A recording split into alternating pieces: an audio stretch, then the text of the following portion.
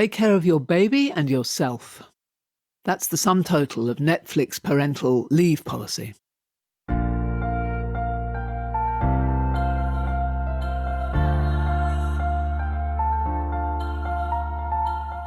This is Walking Your Talk, a personal development podcast about leadership, authenticity and courage. I'm Carolyn Taylor, and I've spent my life working with leaders in organizations on how to change their culture. But this is much more personal. If you want to be known as someone who walks your talk at work and beyond, then this podcast is for you.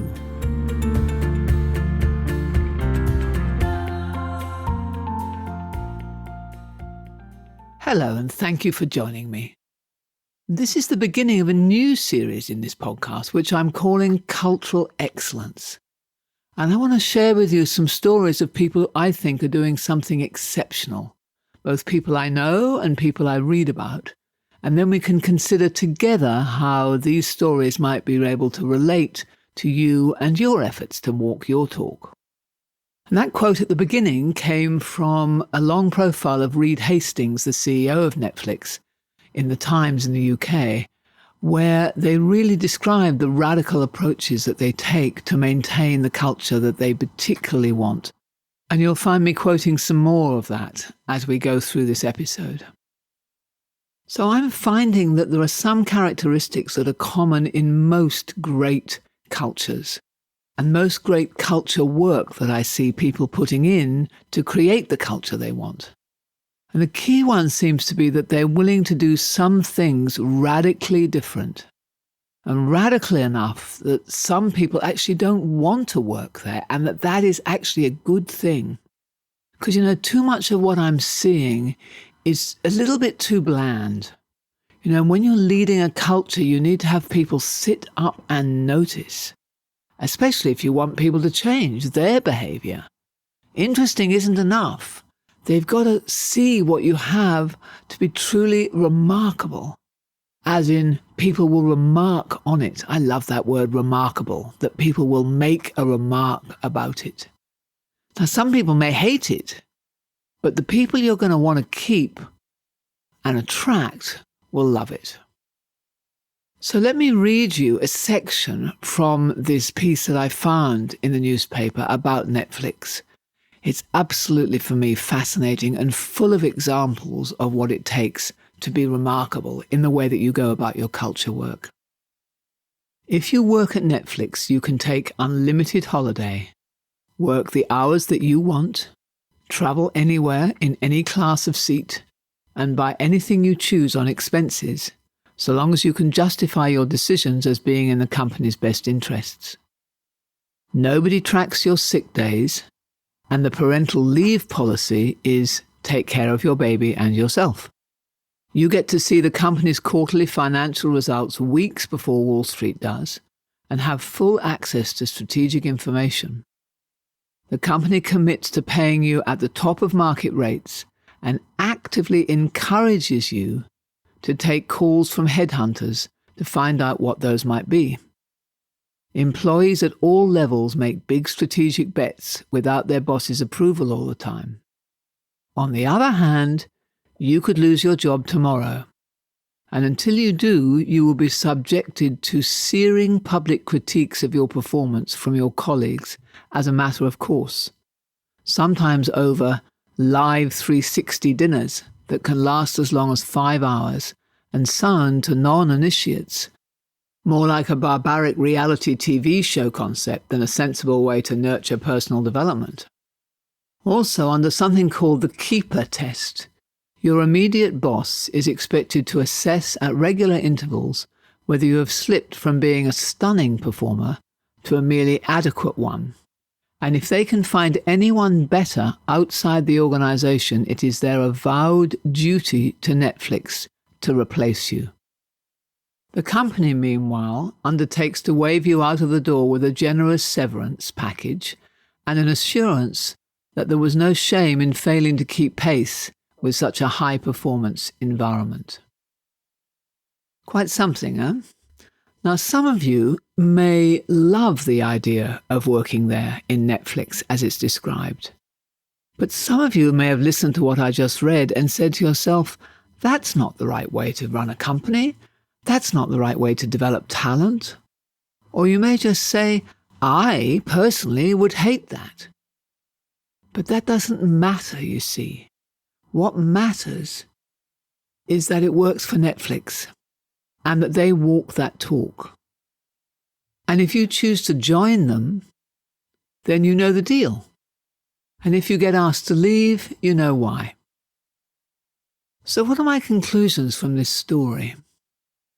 That you have to be radical, not in everything, but in whatever you've chosen as the foundation principles of your culture. For Netflix, that was freedom and responsibility, or F&R, apparently, as they call it. Now, yours might be customer-centricity, so your radical move may be that you will accept any return goods even if you're pretty damn sure that the customers used them and maybe never intended to keep them. Or perhaps if you're really wanting to welcome women and be a super diverse organization, you might choose the just look after your baby and yourself as your parental leave. Who knows? The key is that whatever you do, your stance has to be radically different from that of your competitors and in the eyes of your people. So you pick what really matters in relation to that target culture and then go for it. That's my advice, having seen so many organizations have a go at this, and so many organizations just coming out a little bit bland, a little bit me too, a little bit like it sounds like we're just talking about it.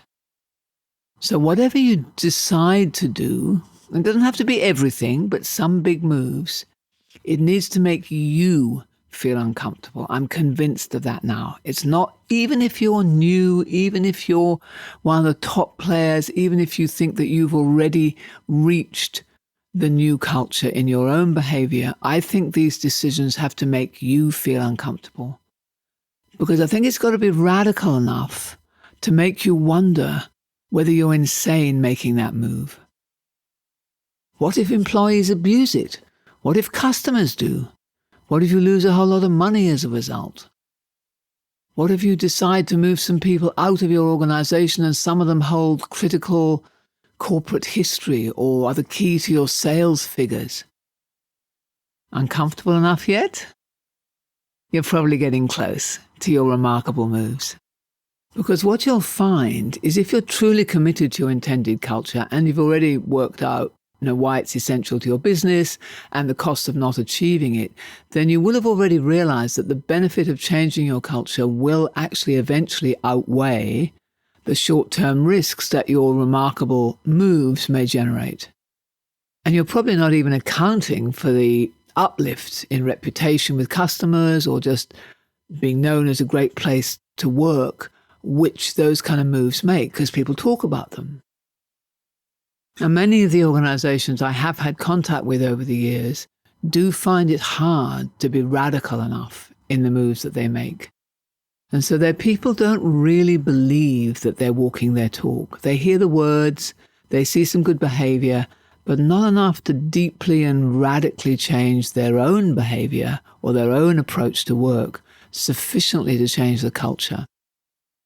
I remember one client we had where the recommendation that we made after completing a deep dive root cause culture analysis was that they change the travel policy. Because what we found was that no one would believe the senior leader's message that they really wanted an empowered organization, which was their goal, unless they did that. Because at the time, every permission to travel had to be given and signed off by the leader. And international travel had 2 levels up. And when we went out and talked to people and did focus groups and so on, and talked about empowerment, they all said, oh yeah, well, we'll believe it when they do the travel policy. I mean, it was amazing. It just came up over and over and over again. So they changed it.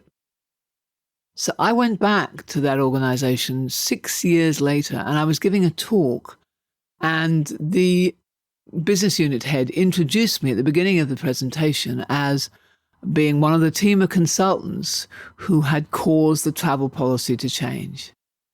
and everybody remembered it. So I was able to say, well, that's what walking your talk means. So it was a great start to the talk.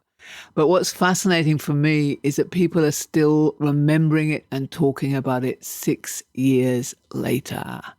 So not only did they change the travel policy, but they started a conversation about what empowerment really meant. So what's your radical move? That's my question. That's what this episode is about, and that's the exercise I'd like you to really think about doing, either by yourself or with your team. So a couple of questions. First thing, of course, is what is the most important culture goal we have? So pick the one that would really make the difference. And then what remarkable move could we make that would demonstrate that? And remember, remarkable means that people will remark about it. They will talk about it. Some of them may love it and some of them may not love it, but they will talk about it. It will challenge them.